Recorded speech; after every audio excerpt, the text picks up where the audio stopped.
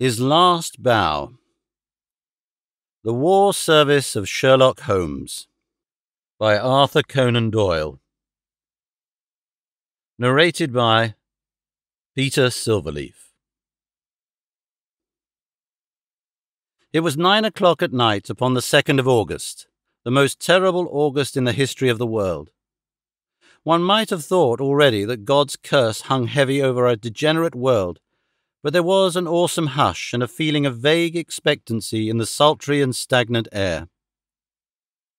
The sun had long set, but one blood-red gash like an open wound lay low in the distant west.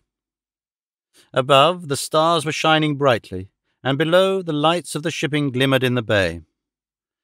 The two famous Germans stood beside the stone parapet of the garden walk, with the long, low, heavily gabled house behind them, and they looked down upon the broad sweep of the beach at the foot of the great chalk cliff in which von Bork, like some wandering eagle, had perched himself 4 years before.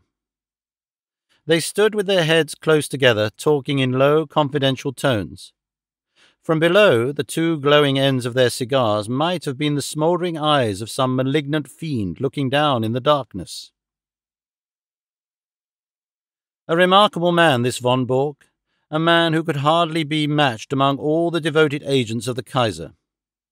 It was his talents which had first recommended him for the English mission, the most important mission of all, but since he had taken it over, those talents had become more and more manifest to the half-dozen people in the world who were really in touch with the truth.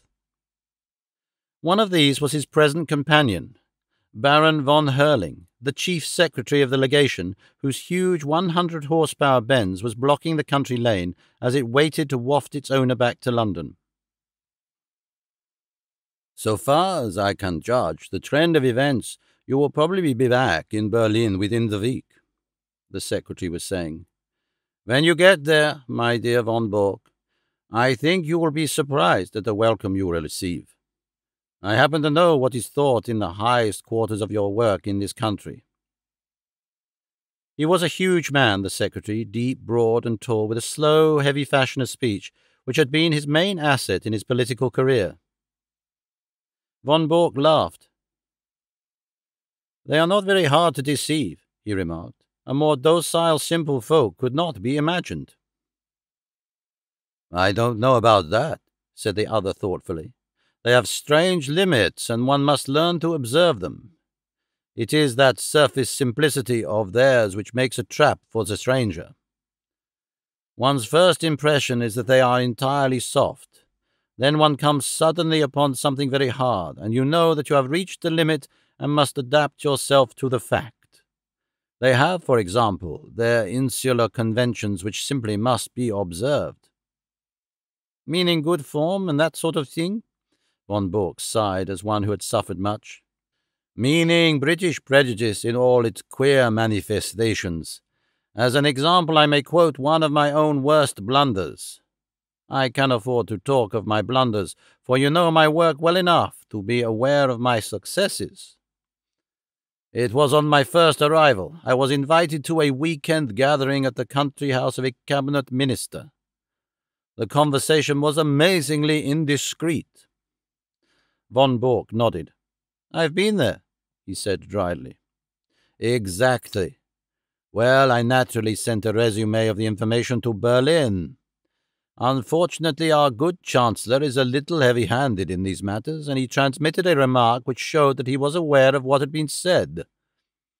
This, of course, took the trail straight up to me. You have no idea the harm that it did me. There was nothing soft about our British hosts on that occasion, I can assure you. I was 2 years living it down. Now you, with this sporting pose of yours—" No, I don't call it a pose. A pose is an artificial thing. It is quite natural. I am a born sportsman. I enjoy it." "Well, what makes it more effective? You yacht against them. You hunt with them. You play polo. You match them in every game. Your four in hand takes the prize at Olympia. I have even heard that you go to the length of boxing with the young officers. What is the result? Nobody takes you seriously. You are a good old sport, quite a decent fellow for a German, a hard-drinking, nightclub, knockabout, devil-may-care young fellow. And all that time this quiet country house of yours is the centre of half the mischief in England, and the sporting squire the most astute Secret Service man in Europe. Genius, my dear von Bork, genius. You flatter me, Baron, but certainly I may claim my 4 years in this country have not been unproductive. I have never shown you my little store. Would you mind stepping in for a moment? The door of the study opened straight onto the terrace. Von Bork pushed it back, and leading the way, he clicked the switch of the electric light. He then closed the door behind the bulky form which followed him and carefully adjusted the heavy curtain over the latticed window. Only when all these precautions had been taken and tested did he turn his sunburned aquiline face to his guest. "Some of my papers have gone," said he. "When my wife and the household left yesterday for Flushing, they took the less important with them. I must, of course, claim the protection of the embassy for the others." "Your name has already been filed as one of the personal suite. There will be no difficulties for you or your baggage. Of course, it is just possible that we may not have to go. England may leave France to her fate. We are sure there is no binding treaty between them." "And Belgium?" "Yes, and Belgium too." Von Bork shook his head. "I don't see how that could be. There is a definite treaty there. You could never recover from such a humiliation." "She would at least have peace for the moment. But her honour—" "Tut, my dear sir, we live in a utilitarian age. Honour is a medieval conception. Besides, England is not ready. It is an inconceivable thing, but even our special war tax of 50 million, which one would think made our purpose as clear as if we had advertised it on the front page of the Times, has not roused these people from their slumbers. Here and there one hears a question.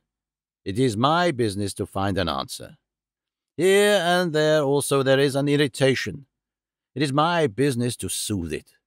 But I can assure you that so far as the essentials go, the storage of munitions, the preparation of submarine attack, the arrangements for making high explosives, nothing is prepared.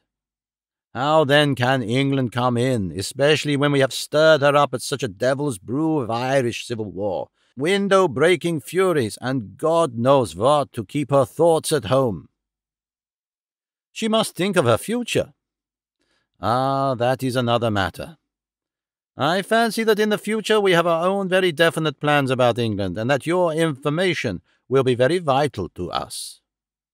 It is today or tomorrow with Mr. John Bull. If he prefers today, we are perfectly ready. If it is tomorrow, we shall be more ready still. I should think that they would be wiser to fight with allies than without them, but that is their own affair. This week is their week of destiny. But you were speaking of papers." He sat in the armchair with the light shining upon his broad, bald head, while he puffed sedately at his cigar. The large oak-panelled, book-lined room had a curtain hung in the farther corner. When this was drawn, it disclosed a large brass-bound safe. Von Bork detached a small key from his watch-chain, and after some considerable manipulation of the lock, he swung open the heavy door. "Look," said he, standing clear with a wave of his hand. The light shone vividly into the opened safe, and the secretary of the embassy gazed with an absorbed interest at the rows of stuffed pigeonholes with which it was furnished.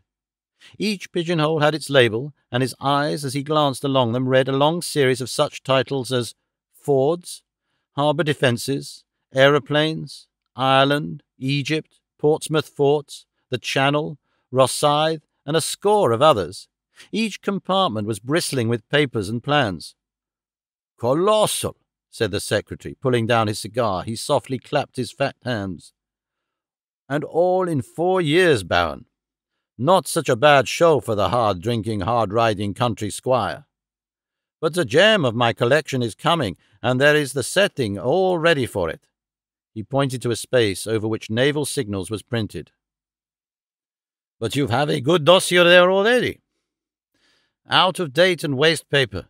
The Admiralty in some way got the alarm, and every code has been changed. It was a blow, Baron.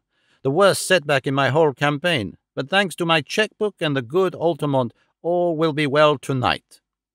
The Baron looked at his watch and gave a guttural exclamation of disappointment. "Well, I really can wait no longer.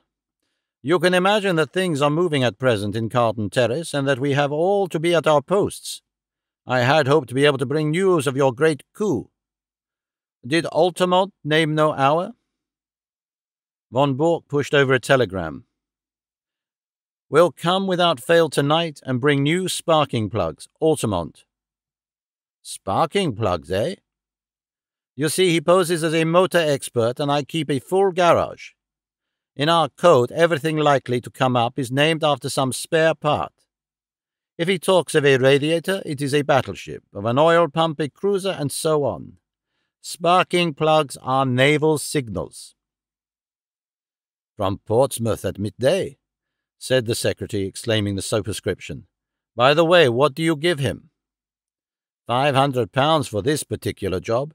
Of course he has a salary as well." "The greedy rogue. They are useful, these traitors, but I grudge them their blood money." "I grudge Altamont nothing. He is a wonderful worker. If I pay him well, at least he delivers the goods, to use his own phrase. Besides, he is not a traitor. I assure you that our most pan-Germanic junker is a sucking dove in his feelings towards England, as compared with a real bitter Irish-American." "Oh, an Irish-American." "If you heard him talk, you would not doubt it. Sometimes I assure you I can hardly understand him. He seems to have declared war on the King's English, as well as on the English King. Must you really go? He may be here any moment." "No, I am sorry, but I have already overstayed my time. We shall expect you early tomorrow, and when you get that signal book through the little door on the Duke of York's steps, you can put a triumphant fini to your record in England." "What? Tokay?" He indicated a heavily sealed, dust-covered bottle which stood with 2 high glasses upon a salver. "May I offer you a glass before your journey?" "No, thanks, but it looks like revelry. Altamont has a nice taste in wines, and he took a fancy to my Tokay. He is a touchy fellow and needs humouring in small things. I have to study him, I assure you." They had strolled out onto the terrace again, and along it to the further end, where, at a touch from the Baron's chauffeur, the great car shivered and chuckled. "Those are the lights of Harwich, I suppose," said the secretary, pulling on his dust-coat. "How still and peaceful it all seems. There may be other lights within the week, and the English coast a less tranquil place. The heavens, too, may not be quite so peaceful, if all that good Zeppelin promise us comes true. By the way, who is that?" Only one window showed a light behind them. In it there stood a lamp, and beside it, seated at a table, was a dear old ruddy-faced woman in a country cap. She was bending over her knitting and stopping occasionally to stroke a large black cat upon a stool beside her. "That is Martha, the only servant I have left." The secretary chuckled. "She might almost personify Britannia," said he, "with her complete self-absorption and general air of comfortable somnolence. Well, au revoir, Von Bork." With a final wave of his hand, he sprang into the car, and a moment later the 2 golden cones from the headlights shot through the darkness.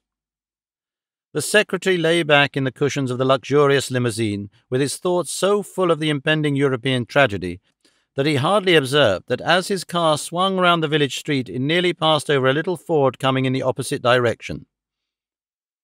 Von Bork walked slowly back to the study when the last gleams of the motor lamps had faded into the distance. As he passed, he observed that his old housekeeper had put out her lamp and retired. It was a new experience to him, the silence and darkness of his widespread house, for his family and household had been a large one. It was a relief to him, however, to think that they were all in safety, and that, but for that one old woman who had lingered in the kitchen, he had the whole place to himself. There was a good deal of tidying up to do inside his study, and he set himself to do it until his keen, handsome face was flushed with the heat of the burning papers. A leather valise stood beside his table, and into this he began to pack very neatly and systematically the precious contents of his safe. He had hardly got started with the work, however, when his quick ears caught the sounds of a distant car. Instantly he gave an exclamation of satisfaction, strapped up the valise, shut the safe, locked it, and hurried out onto the terrace. He was just in time to see the lights of a small car come to a halt at the gate. A passenger sprang out of it and advanced swiftly towards him, while the chauffeur, a heavily built elderly man with a grey moustache, settled down like one who resigns himself to a long vigil. "Well?" asked von Borg, eagerly running forward to meet his visitor. For answer, the man waved a small brown paper parcel triumphantly above his head. "You can give me the glad hand tonight, mister," he cried. "I'm bringing home the bacon at last." "The signals?" "Same as I said in my cable. Every last one of them. Semaphore, lamp code, Marconi. A copy, mind you, not the original. That was too dangerous, but it's the real goods, you can lay to that." He slapped the German upon the soldier with a rough familiarity from which the other winced. "Come in," he said. "I am all alone in the house. I was only waiting for this. Of course, a copy is better than the original. If an original were missing, they would change the whole thing. You think it's all safe about the copy?" The Irish-American had entered the study and stretched his long limbs from the armchair. He was a tall, gaunt man of 60 with clear-cut features and a small goatee beard which gave him a general resemblance of the caricatures of Uncle Sam. A half-smoked, sodden cigar hung from the corner of his mouth, and as he sat down he struck a match and relit it. "Making ready for a move," he remarked as he looked round him. "Say, mister," he added, as his eyes fell upon the safe from which the curtain was now removed, "you don't tell me you keep your papers in that?" "Why not?" "Gosh, in a wide-open contraption like that? And they reckon you be some spy. Why, a Yankee crook would be into that with a can-opener. If I'd known that any letter of mine was going to lie loose in a thing like that, I'd have been a mug to write to you at all."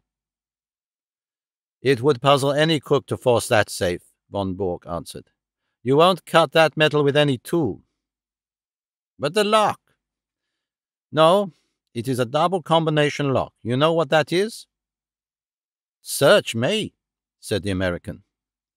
"Well, you need a word as well as a set of figures before you can get the lock to work." He rose and showed a double radiating disc round the keyhole. "The outer one is for the letters, the inner one for the figures." Well, that's fine. So it's not quite as simple as you thought. It was 4 years ago that I had it made, and what do you think I chose for the word and figures? It's beyond me. Well, I chose August for the word and 1914 for the figures, and here we are." The American's face showed his surprise and admiration. "My word, that was smart. You had it down to a fine thing." "Yes, a few of us even could have guessed the date. Here it is, and I am shutting down tomorrow morning." "Well, I guess you'll have to fix me up also, for I'm not staying in this gold-darn country all on my own. In a week or less, from what I see, John Bull will be on his hind legs and fair ramping. I'd rather watch him from over the water." "But you are an American citizen." "Well, so was Jack James an American citizen, but he's doing time in Portland all the same. It cuts no ice with a British copper to tell him that you're an American citizen. It's British law and order over here," says he. "By the way, mister, talking of Jack James, it seems to me you don't do too much to cover your men." "What do you mean?" von Borg asked sharply. "Well, you are their employer, ain't you? It's up to you to see that they don't fall down. But they do fall down, and when they did you ever pick 'em up? There's James. It was James's own fault. You know that yourself. He was too self-willed for the job. James was a bonehead, I'll give you that, but there was Hollis. The man was mad. Well, he went a bit woozy towards the end. It was enough to make a man bug house when he has to play a part from morning to night with 100 guys all ready to set the coppers wise to him. But now there is Steiner."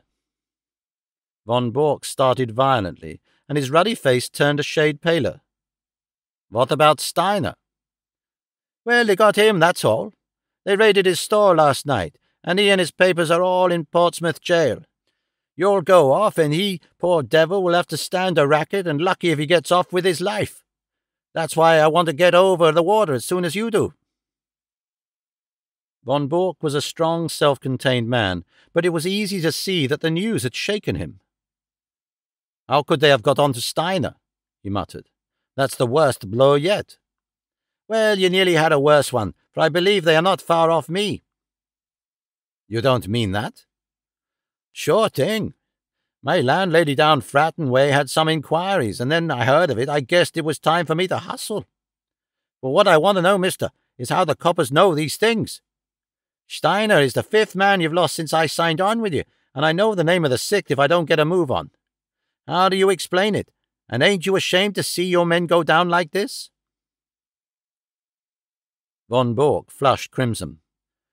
"How dare you speak in such a way?" "If I don't dare things, mister, I wouldn't be in your service, but I'll tell you straight what is in my mind. I've heard that you German politicians, when an agent has done his work, you are not sorry to see him put away." Von Bork sprang to his feet. "Do you dare to suggest that I have given away my own agents?"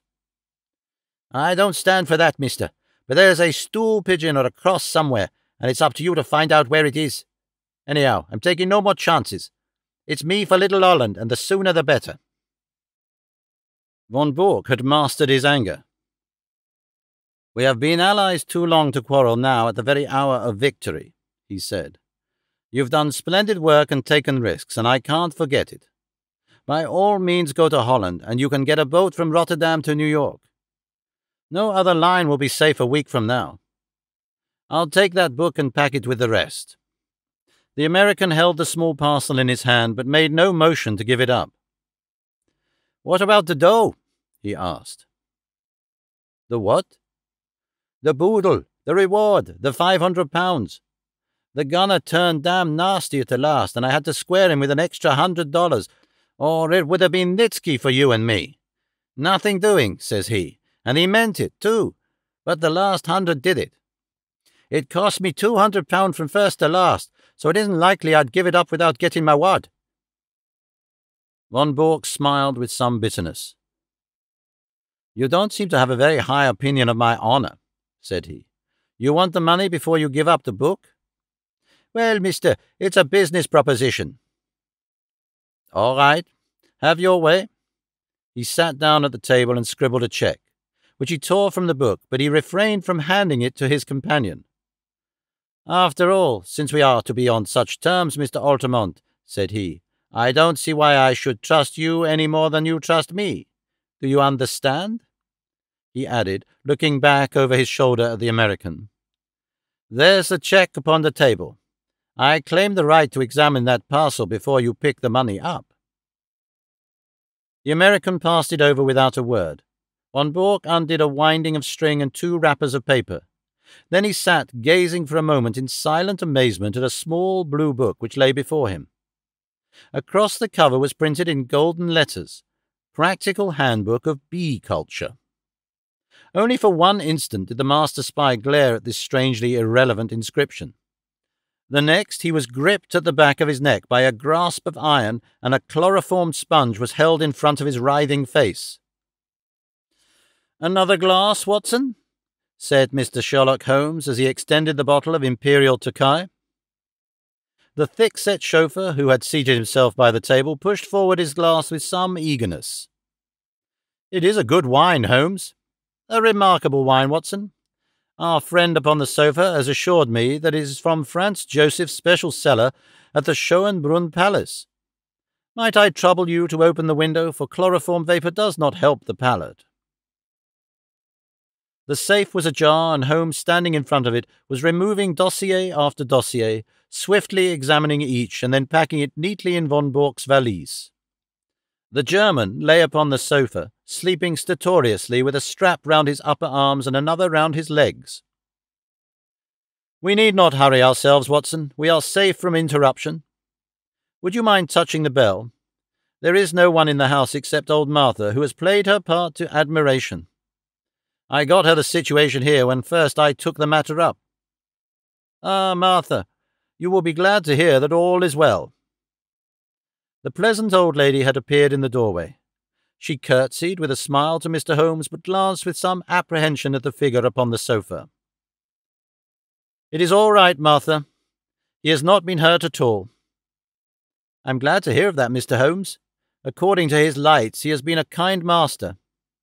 He wanted me to go with his wife to Germany yesterday, but that would hardly have suited your plans, would it, sir? No, indeed, Martha. So long as you were here, I was easy in my mind. We waited some time for your signal tonight. It was the secretary, sir. I know. His car passed ours. I thought he would never go. I knew that it would not suit your plans, sir, to find him here. No, indeed. Well, it only meant that we waited half an hour or so until I saw your lamp go out and knew that the coast was clear.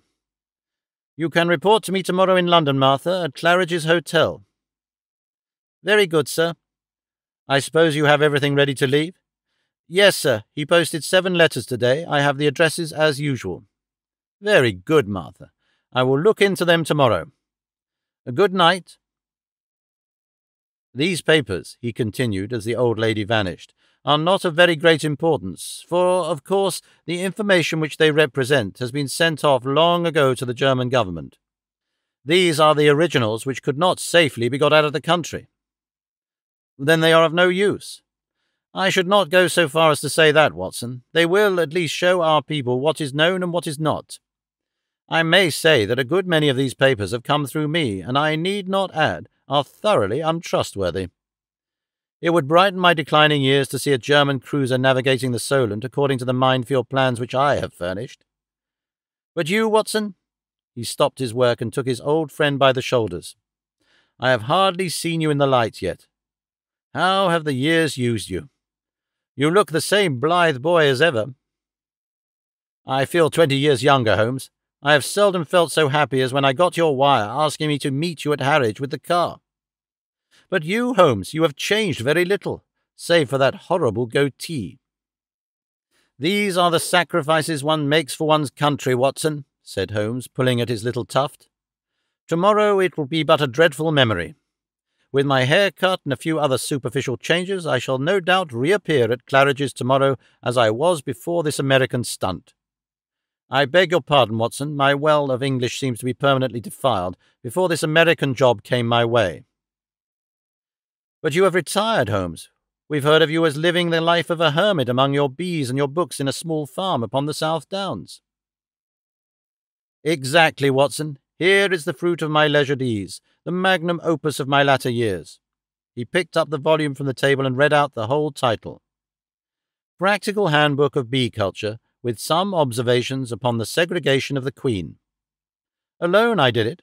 Behold the fruit of pensive nights and laborious days when I watched the little working gangs as once I watched the criminal world of London.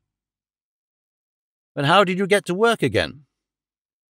I've often marvelled at it myself. The foreign minister alone I could have withstood, but when the premier also deigned to visit my humble roof? The fact is, Watson, that this gentleman upon the sofa was a bit too good for our people. He was in a class by himself. Things were going wrong, and no one could understand why they were going wrong. Agents were suspected or even caught, but there was evidence of some strong and secret central force. It was absolutely necessary to expose it. Strong pressure was brought upon me to look into the matter. It has cost me 2 years, Watson, but they have not been devoid of excitement. When I say that I started my pilgrimage at Chicago, graduated in an Irish secret society at Buffalo, gave serious trouble to the constabulary at Skibbereen, and so eventually caught the eye of a subordinate agent of von Bork, who recommended me as a likely man, you will realize that the matter was complex. Since then I have been honored by his confidence, which has not prevented most of his plans going subtly wrong and 5 of his best agents being in prison. I watched them, Watson, and I picked them as they ripened. Well, sir, I hope that you are none the worse. The last remark was addressed to von Bork himself, who after much gasping and blinking had lain quietly listening to Holmes's statement. He broke out now into a furious stream of German invective, his face convulsed with passion. Holmes continued his swift investigation of documents, while his prisoner cursed and swore. Though unmusical, German is the most expressive of all languages, he observed when von Bork had stopped from pure exhaustion. Hello, hello, he added as he looked hard at the corner of a tracing before putting it in the box. This should put another bird in the cage. I had no idea that the paymaster was such a rascal, though I have long had an eye upon him. Mr. von Bork, you have a great deal to answer for." The prisoner had raised himself with some difficulty upon the sofa, and was staring with a strange mixture of amazement and hatred at his captor. "I shall get the level with you, Altamont," he said, speaking with slow deliberation. "If it takes all my life, I shall get level with you." "The old sweet song," said Holmes. "How often have I heard it in days gone by? It was a favourite ditty of the late lamented Professor Moriarty. Colonel Sebastian Moran has also been known to warble it. And yet I live and keep bees upon the South Downs." "Curse you, you double traitor!" cried the German, straining against his bonds and glaring murder from his furious eyes. "No, no, it is not so bad as that," said Holmes, smiling. "As my speech surely shows you, Mr. Altamont of Chicago had no existence, in fact. I used him, and he is gone." "Then who are you?" "It is really immaterial who I am, but since the matter seems to interest you, Mr. von Bork, I may say that this is not my first acquaintance with the members of your family. I have done a good deal of business in Germany in the past, and my name is probably familiar to you." "I would wish to know it," said the Prussian grimly. "It was I who brought about the separation between Irene Adler and the late King of Bohemia, when your cousin Heinrich was the imperial envoy. It was I also who saved from murder by the nihilist Kloppmann Count von und zu Grafenstein, who was your mother's elder brother. It was I—" Von Bork sat up in amazement. "There is only one man," he cried. "Exactly," said Holmes. Von Bork groaned and sank back on the sofa. "And most of that information came through you?" he cried. "What is it worth? What have I done? It is my ruin forever." "It is certainly a little untrustworthy," said Holmes. "It will require some checking, and you have little time to check it. Your admiral may find the new guns rather larger than he expects, and the cruisers perhaps a trifle faster." Von Bork clutched at his own throat in despair. "There are a good many other points of detail which will, no doubt, come to light in good time. But you have one quality which is very rare in a German, Mr. von Bork. You are a sportsman, and you will bear me no ill will when you realize that you, who have outwitted so many other people, have at last been outwitted yourself. After all, you have done your best for your country, and I have done my best for mine, and what could be more natural? Besides," he added, not unkindly, as he laid his hand upon the shoulder of the prostrate man, "it is better than to fall before some ignoble foe. These papers are now ready, Watson. If you will help me with our prisoner, I think that we may get started for London at once." It was no easy task to move von Bork, for he was a strong and a desperate man. Finally, holding either arm, the two friends walked him very slowly down the garden walk, which he had trod with such proud confidence when he received the congratulations of the famous diplomatist only a few hours before. After a short, final struggle, he was hoisted, still bound hand and foot, into the spare seat of the little car. His precious valise was wedged in beside him. "I trust that you are as comfortable as circumstances permit," said Holmes when the final arrangements were made. "Should I be guilty of a liberty if I lit a cigar and placed it between your lips?" But all amenities were wasted upon the angry German. "I suppose you realize, Mr. Sherlock Holmes," said he, "that if your government bears you out in this treatment, it becomes an act of war?" "What about your government on all this treatment?" said Holmes, tapping the valise. "You are a private individual. You have no warrant for my arrest. The whole proceeding is absolutely illegal and outrageous." "Absolutely," said Holmes. "Kidnapping a German subject? And stealing his private papers? Well, you realize your position, you and your accomplice here. If I were to shout for help as we pass through the village—" "My dear sir, if you did anything so foolish, you would probably enlarge the two limited titles of our village inns by giving us the Dangling Prussian as a signpost. The Englishman is a patient creature, but at present his temper is a little inflamed, and it would be as well not to try him too far. No, Mr. von Bork, You will go with us in a quiet, sensible fashion to Scotland Yard, whence you can send for your friend, Baron von Hurling, and see if even now you may not fill that place with which he has reserved for you in the ambassadorial suite. As to you, Watson, you are joining with us with your old service, as I understand, so London won't be out of your way. Stand with me here upon the terrace, for it may be the last quiet talk that we shall ever have." The two friends chatted in intimate converse for a few minutes, recalling once again the days of the past, while their prisoner vainly wriggled to undo the bonds that held him. As they turned to the car, Holmes pointed back to the moonlit sea and shook a thoughtful head. "There's an east wind coming, Watson." "I think not, Holmes. It is very warm." "Good old Watson. You are the one fixed point in a changing age.